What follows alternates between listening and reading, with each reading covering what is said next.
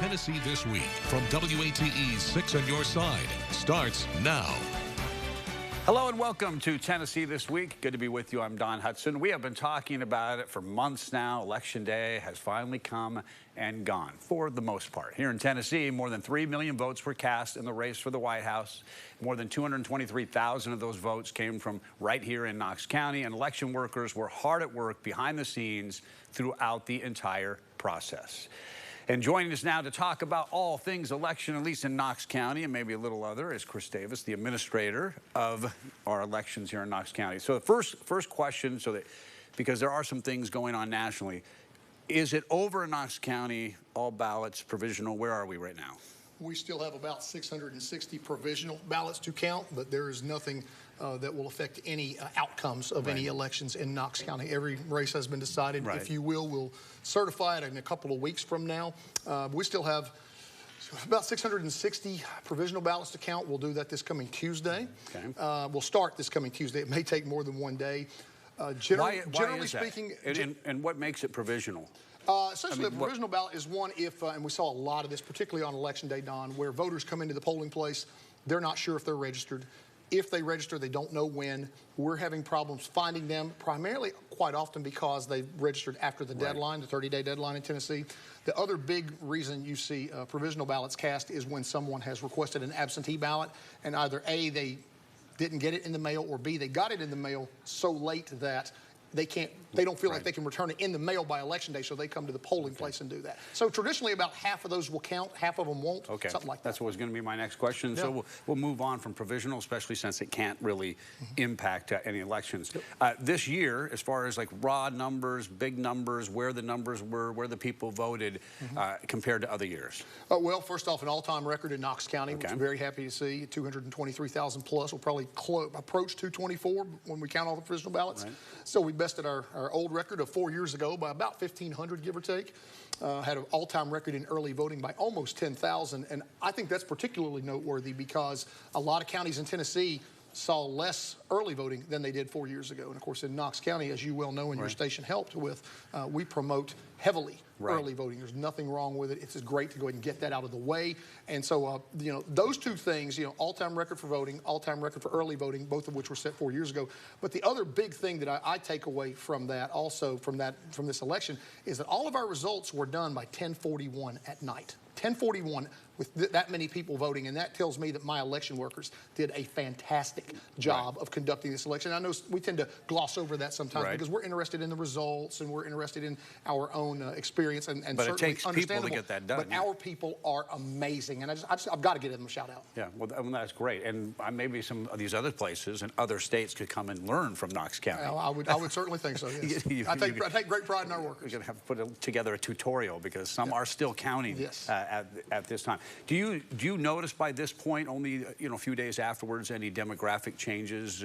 Ages, certain areas that voted more? No, nothing specifically. I will tell you anecdote. Well, certainly, I think from certain areas voting more. Certainly, the county precincts, particularly on Election Day, we saw a number of polling locations that exceeded 1,000 voters, and which is notable for me because we still set an all-time record in early voting, and we still had folks coming out.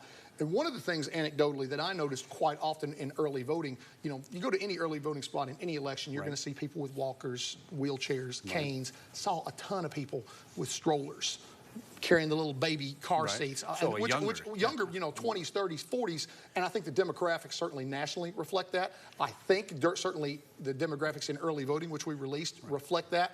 I anticipate that when the Election Day numbers are released, we will see that younger people were getting involved, parents were getting involved, as well as obviously a lot of young people. It's interesting you say that because I'm now, just like I said, remembering the stories we did for early voting and Election Day, and I think we had like two or three, maybe more first-time voters in those stories. Yeah, I will tell you, just in early voting, we had over 23,000 first-time voters. So when all the election day smoke clears and we added all those numbers up, I'm hoping we get somewhere around 40,000, which was what we did 4 years ago, 40,000 first-time voters in Knox County's presidential election.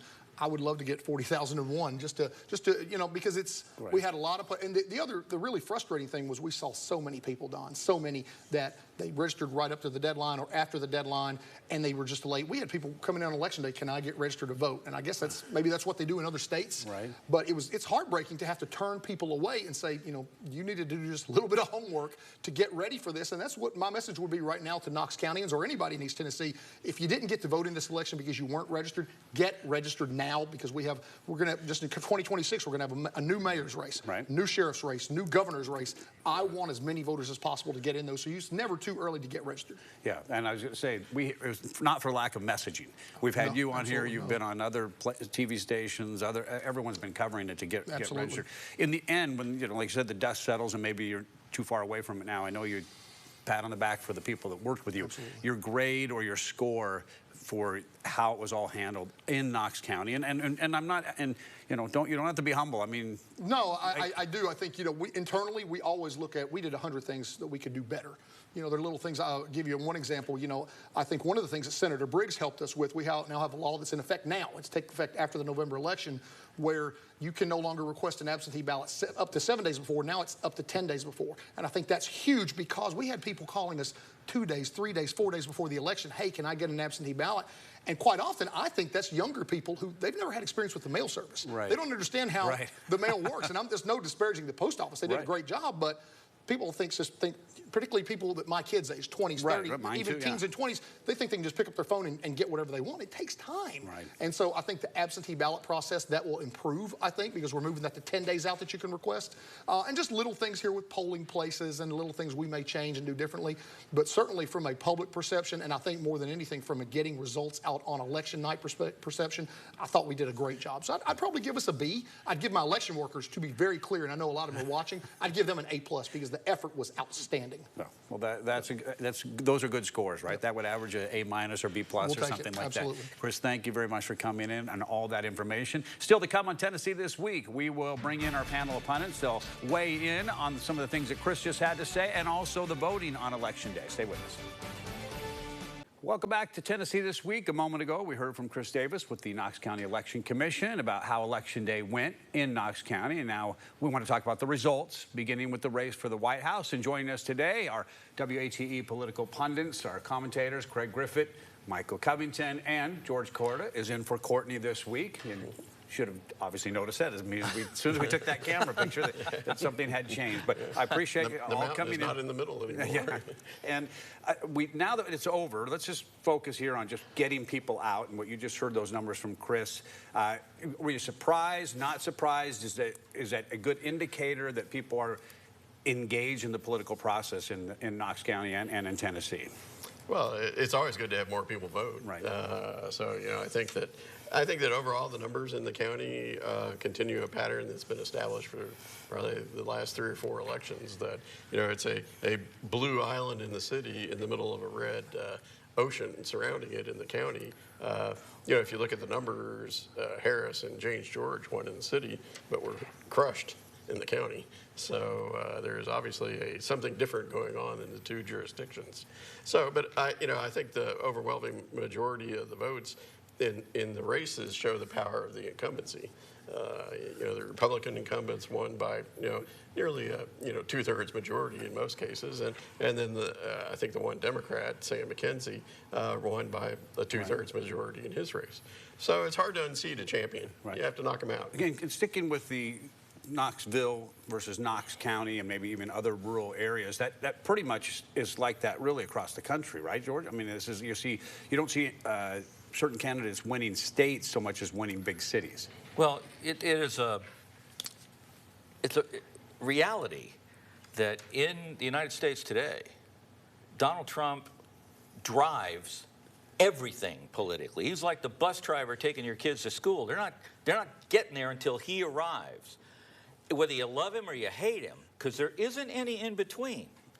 And so turnout, whether it's in the city or in the county, is a function in this election of antipathy or appreciation for Trump.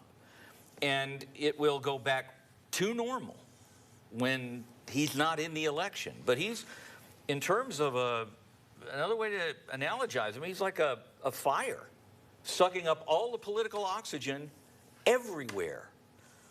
When I write a column for the News Sentinel, when they used to do comments, it might be on local education. Within moments, everybody's commenting on Trump.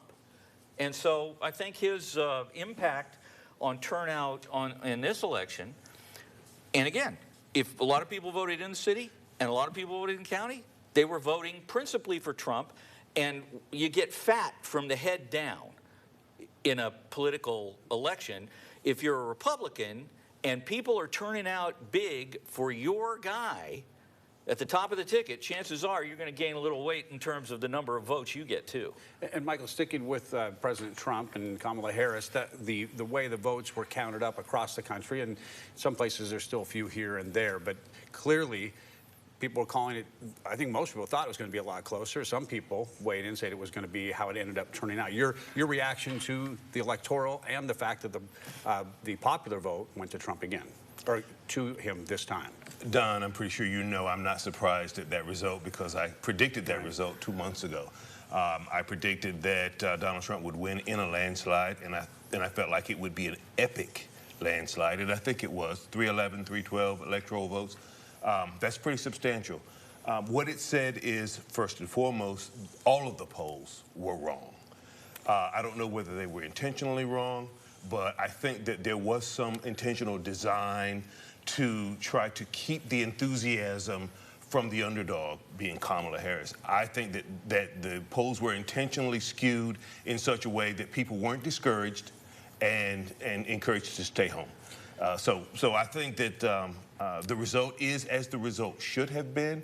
I think that I always felt like Donald Trump would have over 300 electoral votes. Right. And I know that map's at 295, but obviously we're taping this. It could change by the time we actually air on Sunday. Nevada and Arizona could make their decision. And down ballot, he had a tremendous impact. Down ballot. And Craig, you seem to be interested. One of the interesting things is Donald Trump got 2 million less votes in this election than he got in 2020. And for the last 2 months, I've been saying the key to this election is get out the vote.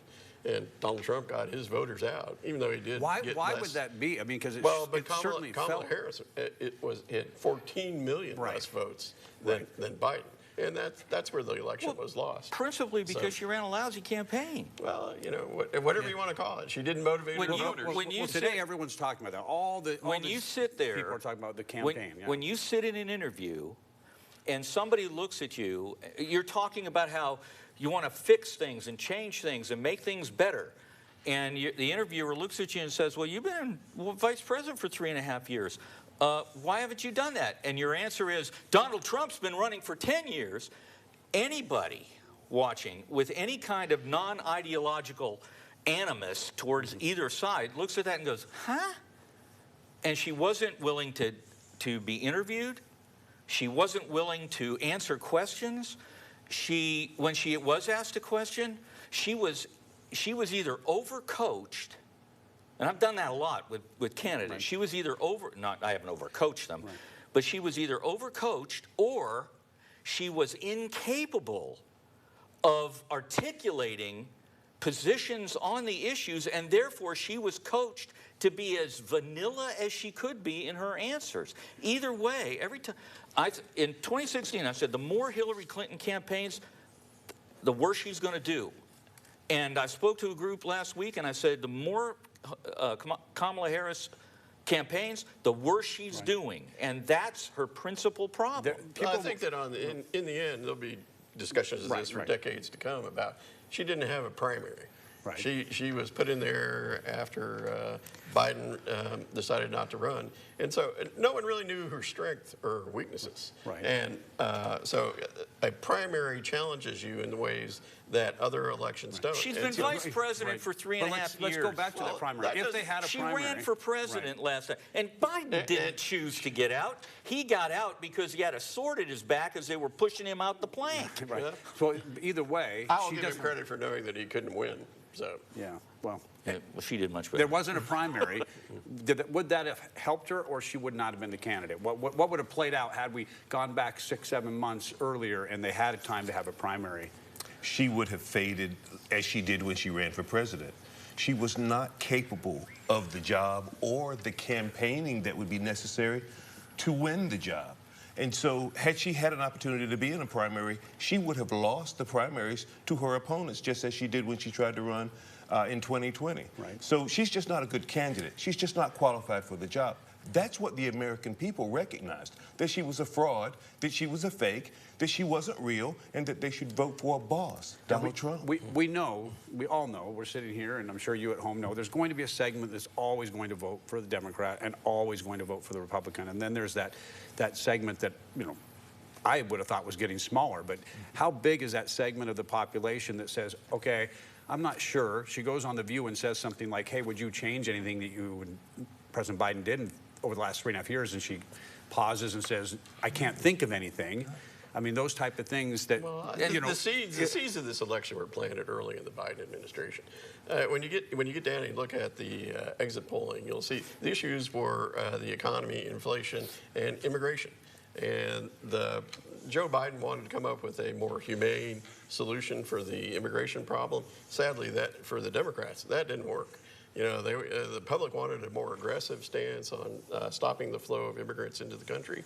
And secondly, he didn't come out strongly with a plan to end inflation. Here's so what I think the seeds of this were planted a long time ago. Here's what I think Americans are tired of. Americans are tired of being told, if they say, well, I think people should come into the country legally. You're a racist. You're a racist. I think people should come here without being able to send all over the country without being vetted. That's just because you don't like immigrants. And people are tired of being lectured, and they're tired of being told what's wrong. This has been going on for 3 years, and every time somebody said, wait a minute, we got to do something about the border, the answer was, no, that's racist, that's bigoted. Well, the American people have been sitting there watching this unfold, and they got tired of being told, you can't say that because we don't like it. They have told the politicians in Washington, this is what we want. They don't want to be lectured anymore. There'll be studies about it, but I'm hearing, I listen to a lot of talk on radio and other formats and podcasts that they say there was a big segment of population that was, to that point, felt like they were being name called and that they were being pointed at about what they weren't going to do or why they should vote for someone. Maybe it was just a color issue. Maybe it was, a status issue. When they study this out, Michael, after time, will that be one of the big things where it's like George just mentioned, you cannot point to would-be voters and start telling them and you can't make them, guilt them into voting, so to speak. I tell you, I would not buy Barack Obama stock today if it was 50 cents a share. When he stood up and he chastised black men for not supporting Kamala Harris for any reason, what he did is he did away with all of his cred.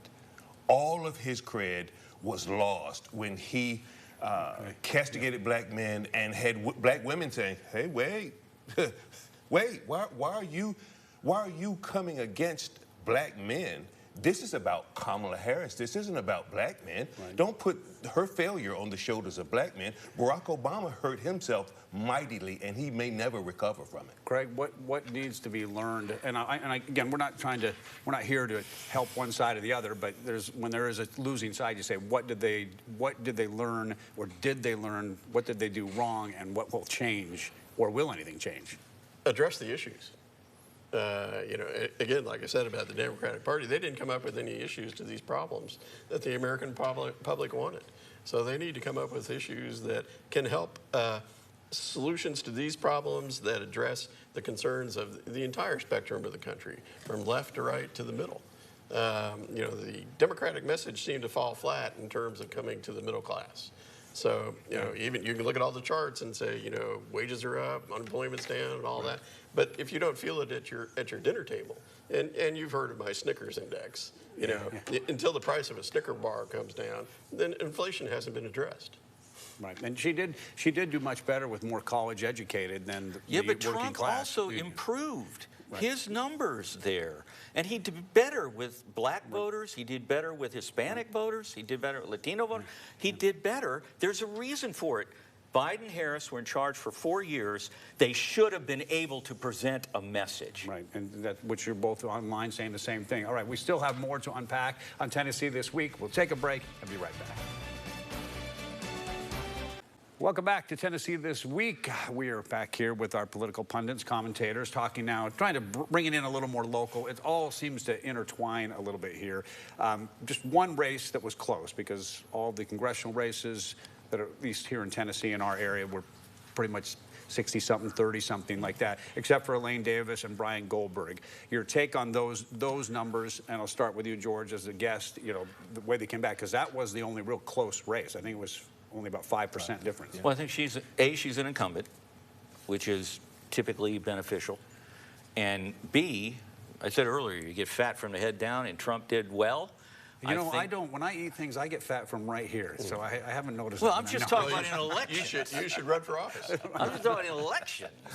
And Elaine has been around a good long while now. She knows how to campaign. She knows how. She's done a bad job in office. There are people that might not like her, but the question becomes, are there enough people who don't like her? And Goldberg seems like a perfectly nice guy, right. But she got helped, I think, by Trump. And I think this is one of the things that was really indicative of this race, from the top down. If you tend to vote on the basis of concern about the direction of the country, not only do you not vote for the presidential candidate you're concerned about, it affects everybody all the way down. Yeah. Well, let's talk about the candidate, Brian Goldberg. I mean, he was really close, and I think you have said to me, Craig, before, like, there's no moral victory in it, but he did run a pretty close race, and people, like George just said, a lot of people seem to like what he was preaching, so to speak. So is he run again and have a better chance, or did he make a name for himself to get into the political? Well, this office opens up again in 2 years. Right. And it will not be a presidential election. So the numbers will be lower, and he could make that consideration. Or he could run for something else. He could run for city mayor, county mayor, whatever. I think the door is not necessarily shut, but it's up to him whether he wants to. Does he want to go through it again? You know, the negative advertising in this race, I think, took a toll on him and his family, and probably, I think, swayed some voters, maybe not a lot. Could have been the difference. But I think looking at that race, a very qualified opponent, if you look at Tennessee across the board, you know, perhaps were you looking for a change election? You know, would anything change in terms of the number of Democrats and Republicans elected? And I think what you saw was no. I mean, you know, in the state house and in the state senate and at the local races, I think that the Tennesseans showed that they're content with the direction of the state now. So, you know, there will not be any, you know, common sense gun legislation, things like that, coming out of this for a long time to come. So it'll be interesting to see if Tennessee can ever reach a tipping point. It depends on your definition of common sense. Yeah, it does. It's true. I mean, everyone has their own definition. Michael, Amendment 2 was another really close vote, and I'm get your take on that now that all the votes have been counted and people rejecting that, and there are the numbers right there for people to see. I mean, that's a pretty close fight. That's a close fight. First and foremost, I would tip my hat to City Council person Amelia Parker, who led the charge on City Council. She was 1 vote against 8, but she stood her ground. Eventually, Sam McKenzie stepped forward and weighed in on it. I weighed in on this program, and the bottom line was there were aspects, or there were parts of the community that would have been disenfranchised by that passage of referendum number 2. District 6 would have been totally disenfranchised because District 6 just does not vote in large enough numbers to be able to influence who would represent District 6 if the referendum had passed. So I'm glad that it failed. I think that democracy will be safe as a result of it. I think that Elaine Davis should get some credit for having advanced the bill in the legislature. And I would suggest that Brian Goldberg find another office to run for. Super guy, real qualified, capable, You could sit down and drink a beer with him, even if you have an opposing ideology. Brian Goldberg is someone you could have a conversation I have a theory about Amendment 2, real quick. Make it quick, because if you turn it over and read both of them, the tendency, if you don't know what you're doing, is to vote no. Right. Because if I ain't up on it, I'm down on it. And I think that had an impact here. And Greg, I wanted to come to you, but we're down to 5 seconds. So thank you for coming in. We want to thank everyone for watching. We'll see you next week on Tennessee This Week. The views of guests on Tennessee This Week are their own and do not represent the views of WATE 6 on your side or Next Star Broadcasting.